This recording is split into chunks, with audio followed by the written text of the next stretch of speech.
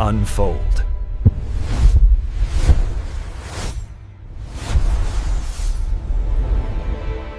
Imagine a perfect world.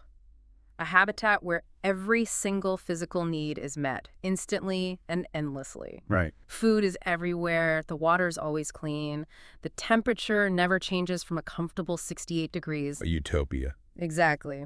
And you're guaranteed complete physical safety. So if you put a society inside this perfect box, what do you think would happen? Well, the classic assumption, the Malthusian one, is that they'd thrive. They'd just grow and grow, find a stable level, and everything would be fine. Because we're all taught to believe that our problems stem from scarcity, Right. from not having enough. Precisely. You eliminate scarcity, you eliminate the conflict, and you solve the problem of population. That's the theory anyway. Okay, so let's just take that assumption and put it on the shelf for a moment. Because the reality, the documented, chilling reality we're diving into today is so much stranger and frankly so much darker than that. It really is. We're basically conducting a clinical autopsy on Universe 25. This was the life's work of the ethologist John B. Calhoun. An incredible and some would say controversial figure. For sure. And his experiment, which ran from 1968 to 1973, wasn't designed to see what happens when you run out of things. It was designed to see what happens when you run out of, well, purpose. That's the perfect way to put it. Calhoun called it a mortality-inhibiting environment. He wasn't testing for starvation, he was testing for stability. He was challenging the very idea that physical abundance is enough. And our mission for this deep dive is to trace that entire arc, to walk through this paradise as it descends into, what he called depravity and madness. Right. It's a shortcut to understanding the terminal consequences of density without adversity. And we can't even start without acknowledging Calhoun's own view on this. This wasn't just data to him. He saw it in almost biblical terms. Oh, absolutely. The sources are filled with his philosophical interpretations, and they are incredibly dramatic. That's why the study still has so much power. He didn't just write a dry scientific paper. Not at all. He invoked the book of Revelation. He talked about the four horsemen of the apocalypse. But in his telling, they didn't arrive with plague or famine. They arrived through psychological collapse. Exactly. For Calhoun, this little box of mice proved that a species needs more than just food and shelter. It needs, and this was his term, conceptual space. It needs meaningful roles. Without that, you get what he called the death of the spirit. A spiritual hollow that consumes a civilization. That's just a staggering claim to make based on an experiment with mice. I have to ask, how was that received at the time? Was he seen as, being too dramatic? There was certainly a lot of discussion about his anthropomorphism, yes. Yeah. Many of his colleagues thought the rhetoric was a bit much, over the top. To imagine. But he always defended it by pointing back to the data, to the clinical facts he observed. He wasn't arguing that the mice literally had souls in a religious sense. Right. His point was that they had lost the capacity for the very behaviors that define them as a species. All the complex social stuff, courtship, raising young, defending territory. So when that's gone, even if the body is still alive? The spirit of the species, its behavioral essence, is already dead. The physical extinction is just an afterthought. He argued it was a universal principle. Wow. Okay, that really reframes the whole thing. So we have a clear path ahead. Yeah. We're going to follow Calhoun's own timeline, his 4 phases. Phase A, the strive period. Then B, the exploit phase. Then it gets dark. Phase C, the stagnation and the behavioral sink. And finally, Phase D, the silent extinction and the arrival of the beautiful ones. Let's start at the very beginning. The design of this world, the geometry of paradise. To really understand how wrong it all went, you first have to appreciate how perfect the design was. It's the core contradiction of the whole story. It is. And this wasn't some tiny shoebox. Universe 25 was this intricate, huge habitat, a metal and mesh tank. Okay, so picture this for us. How big are we talking? It measured 2.7 meters square, so that's about 101 inches on each side, a very large footprint. And the walls? The walls were 1.4 meters high, about 54 inches, and that height was absolutely critical. Because it made escape impossible. Completely impossible. It was a sealed physical boundary. No predators could get in, and more importantly, no residents could get out to relieve the social pressure. It sounds less like a cage and more like a self-contained city block. That's exactly what it was, a minimalist, multi-story city. Along the walls, you had 16 vertical mesh tunnels. Think of them like stairwells. And these led up to the apartments. Exactly. 256 tiered nesting boxes, each one designed to be a private, safe, perfect place to raise a family. The whole layout was a masterclass in efficient design. Which brings us to the numbers. the raw capacity. Because this is where the idea of collapse just seems statistically impossible. And that's the myth Calhoun wanted to bust. Physically, the enclosure was designed to comfortably house 3,840 mice. 3,840, and they never even got close to that. Not even close. And that's just the physical living space. The resource systems were engineered for even more. I remember reading this, and it's just staggering. The food hoppers. The food hoppers could sustain 9,500 mice. They were always full, automatically refilled. And the water. The water system could support over 6,140.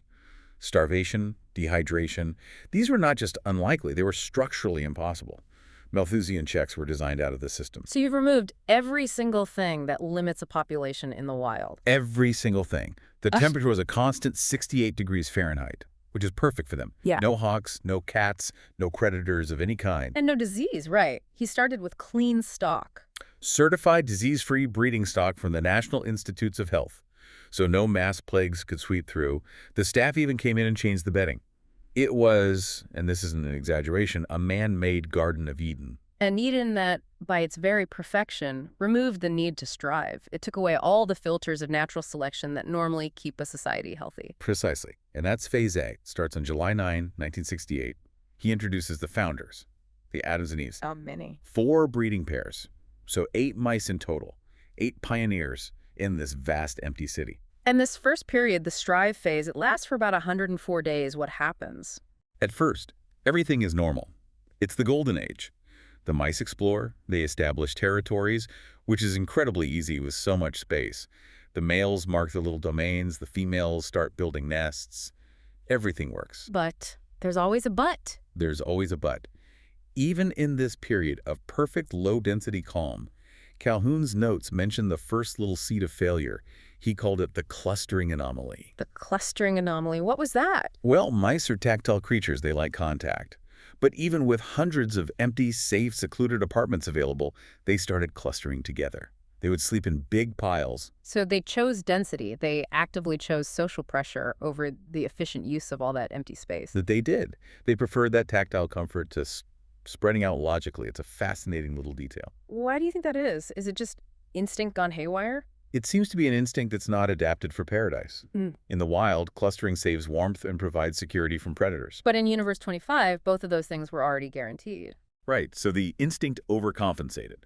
It was the first sign that the mice were optimizing for, let's say, social intensity rather than resource security, because resource security was already a solved problem. And Phase A ends with the one event that sealed the fate of the entire universe. The birth of the first litter. And this is what Calhoun calls the biological break failure. Explain that. What does he mean by break failure? In any natural environment, a huge percentage of the young die. Maybe 90, even 96%. They get eaten, they get sick, they can't find food.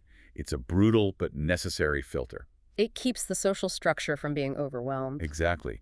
But in Universe 25, with no hardship, infant mortality was basically non-existent. It was near zero. So every single pup born survived. Every single one. Every mouse born was guaranteed to reach maturity, grow up, and demand a social role in a society that wasn't designed to have one for everybody. This isn't just a population bomb, it's a social friction bomb. The stage was set.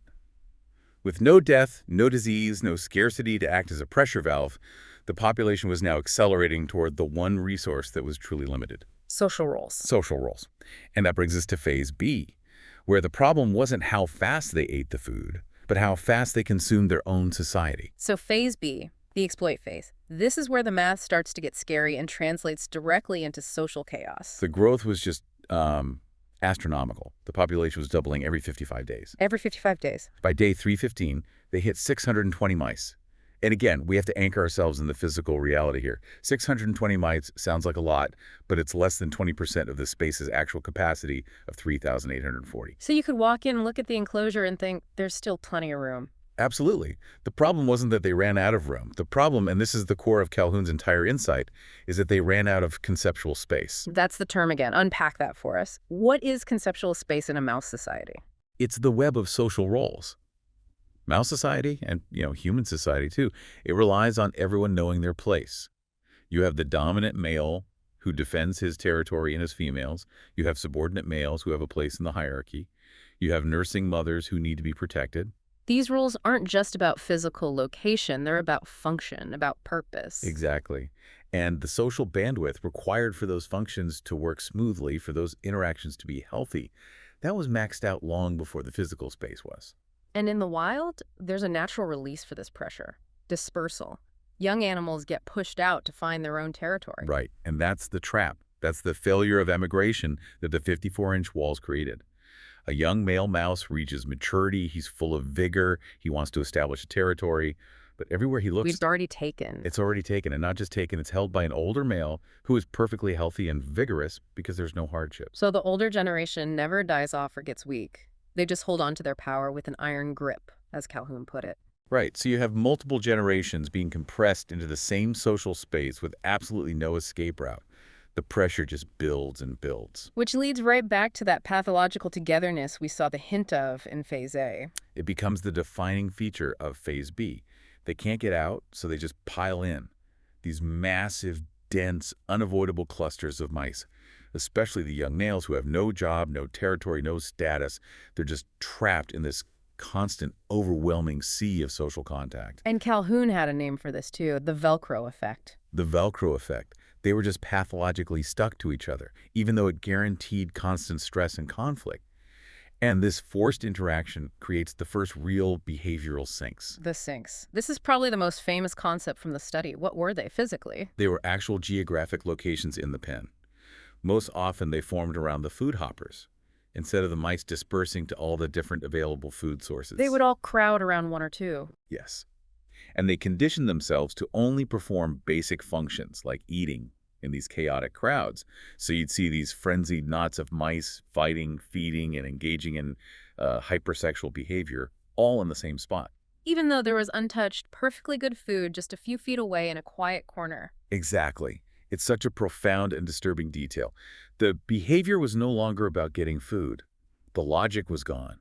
It was about being where the intense social action was. The anxiety of the crowd became the main draw. It did. The social wiring got crossed, and it created this destructive feedback loop. The crowd was driven by pathology, not by hunger. And this constant, high-velocity, stressful interaction has to have a breaking point. It led to the complete failure of the social order. It did. Specifically, the resignation of the alpha males, the guardians. The ones you're supposed to keep order. Right. A dominant male is built to handle a few rivals. Maybe he can fend off 3 or 4 challengers to his territory. Dude, not 30. Not 30. All at once. Every hour of every day. The sheer psychological strain, the constant intrusion, it was just impossible to sustain. So they didn't fight to the death. They just gave up. They just gave up. They effectively resigned. They stopped defending their borders. They stopped responding to challenges. They retreated into themselves, into a kind of psychological burnout. That's the turning point. That's the moment the dam breaks, when the police force quits. It's the total breakdown of the social contract. And the first and most immediate consequence of that resignation was the violation of the nests. Because the mothers were now unprotected. Totally unprotected. Yeah. They were now exposed to constant harassment, especially from this new class of hyperactive subordinate males. The sanctity of the nest was gone. And that marked the end of any chance for successful reproduction. It was the gateway to the utter chaos of Phase C. So we enter Phase C, the stagnation phase. And this is where the society really begins to eat itself. The growth just hits a wall. It slows down dramatically, right? It falls off a cliff. The population doubling time stretches from just 55 days all the way to 145 days. And again, to be clear, this isn't because they're running out of food. It's because the social machine is breaking down. This is the behavioral sink in full, terrifying effect. Yes. Let's just redefine that term again in Calhoun's own clinical language. He said the sink was the outcome of any behavioral process that collects animals together in unusually great numbers. The sheer density forces behavior to mutate. Exactly. All the normal patterns of life courtship, raising young, just moving through the space, they become twisted into these, as he put it, grotesque parodies of what they should be. It's like a social black hole. And out of this black hole, the population fractures into these very distinct, very damaged social groups. It's like a bestiary of despair. A perfect description. Let's walk through them, starting with the males who just couldn't take it anymore, the losers of the territorial wars. These were the dropouts, the defeated males. Physically, they were covered in scars from the fighting in Phase B. Psychologically, they were just broken. They withdrew. But where did they withdraw to? This is the fascinating part. They didn't go to the quiet, empty areas. No, and this goes back to the Velcro effect. They withdrew to the most chaotic, densely populated place in the entire enclosure, the very center of the floor, the area Calhoun called the gladiator pits. So they're listless, passive, depressed, but they're still pathologically drawn to the crowd. Yes. They would just huddle there in this big, passive, twitching mat of fur. But the passivity wasn't stable. They would erupt. Without warning, they would just erupt into these explosions of vicious, pointless violence, these free-for-alls that served no social purpose. They weren't fighting for mates or territory. It was just pure, unprovoked rage. And then just as quickly, they'd go back to being passive. Immediately back to their listless state. The violence was completely senseless. So you have the males who withdraw into the state of listlessness, punctuated by rage. What about the ones who went the other way? The ones who didn't withdraw at all? Those are the probers. These were the hyperactive, subordinate males. They couldn't get territory, but they refused to drop out. Instead, their energy just curdled into this pathological hypersociality. They were the ultimate intruders. Constantly roaming, moving from sink to sink, harassing and assaulting basically every other mouse they came across. Their behavior was totally indiscriminate. Completely. Pansexual, hypersexual. They would try to mount any mouse they found, males, females, juveniles. The sources even note they would attempt to mount dead mice. Their entire social programming was just fried. And this is where we see one of the most disturbing signs of all, the cannibalism. Yes. Despite having unlimited food available everywhere, the probers started engaging in cannibalism, eating the tails and feet of the passive dropouts. Which tells you, definitively, this isn't about hunger. This is a symptom of a deep social sickness. It's a displacement activity. They were just so saturated with this destructive social energy, it had to go somewhere. And it manifested as this pointless violence and consumption, totally divorced from survival. So with the males either dropping out or running rampant, the entire burden of defense falls on the females. This creates the next group, the aggressive females. Right. With no males to protect the nests, the females were forced to become the fighters. They had to adopt these male patterns of aggression just to fend off the constant intrusion from the probers. But that constant stress, that hypervigilance, it had a cost. A terrible cost. Yeah. That aggression eventually turned inward. And this leads to what is, for me, the most horrific part of the entire experiment. The inversion of motherhood. Yes. The maternal instinct, the most fundamental drive in many species, it just shattered. The mothers, stressed out of their minds by the constant attacks, they became psychotic. They stopped building proper nests. They stopped building nests, they would forget where they'd left their pups, or they would just abandon them on the floor of the sink. And they would actively attack their own young? They would. They'd turn their defensive fury on their own offspring. They'd wound them, they'd eat them, or they would exile the entire litter from the nest long before they were weaned. So the one place that should have been a sanctuary, the nest, it became the most dangerous place in the universe. It did. Infant mortality in these sink areas shot up to 96%.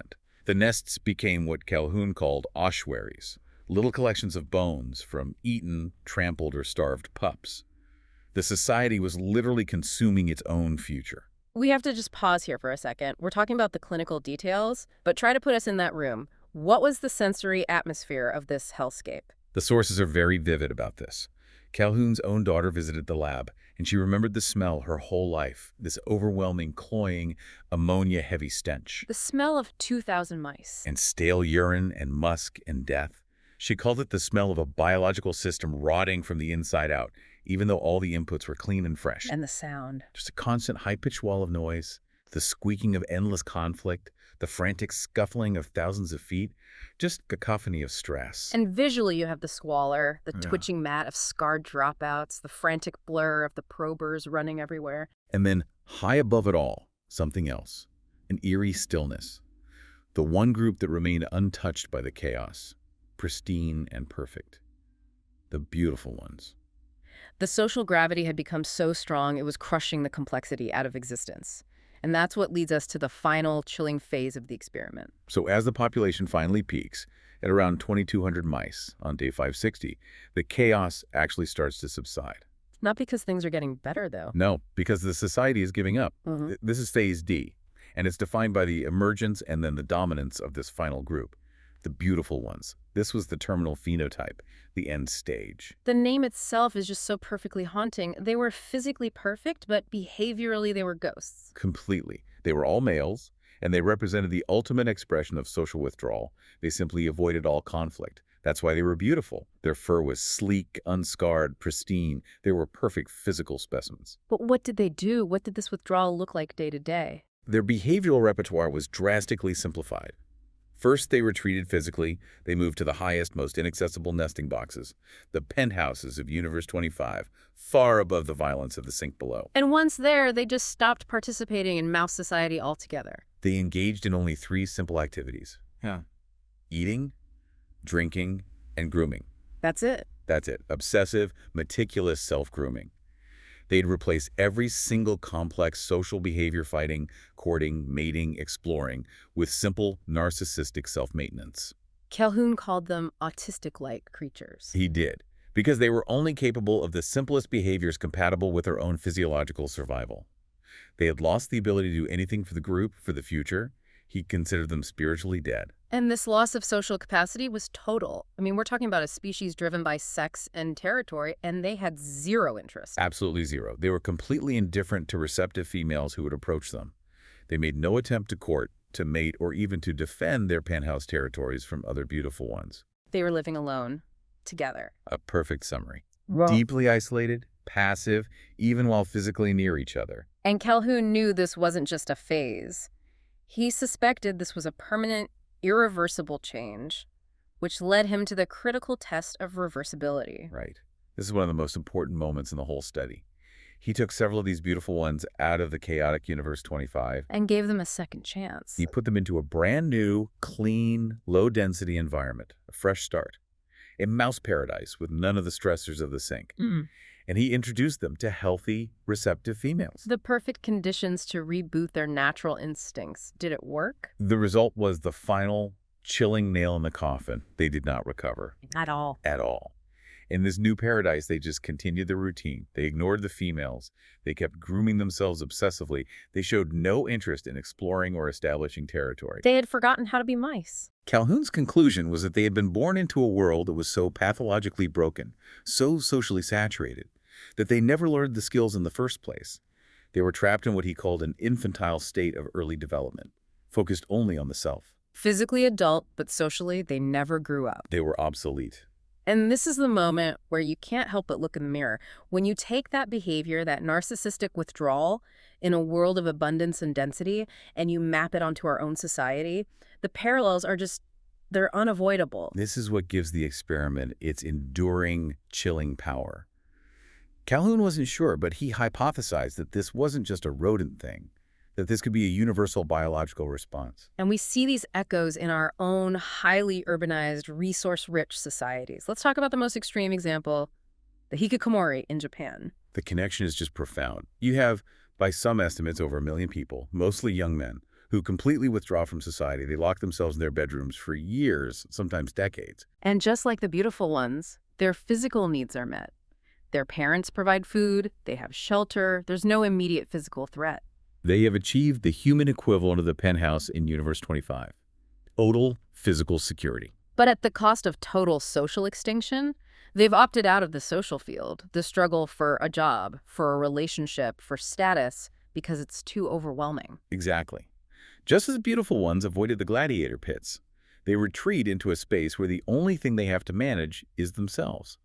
It suggests that when the struggle that forges identity is removed, or when it seems impossibly difficult, withdrawal becomes the most logical option.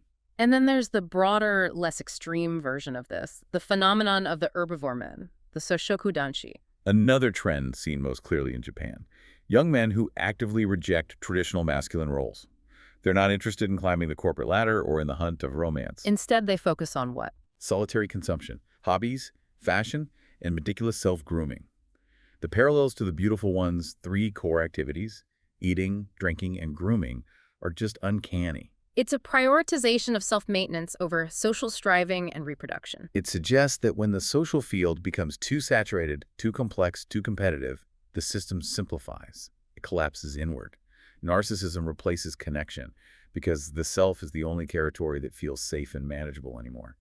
The beautiful ones might just be the default outcome for any species that fails in paradise. The end of Universe 25 wasn't a bang. It wasn't a sudden plague or a famine.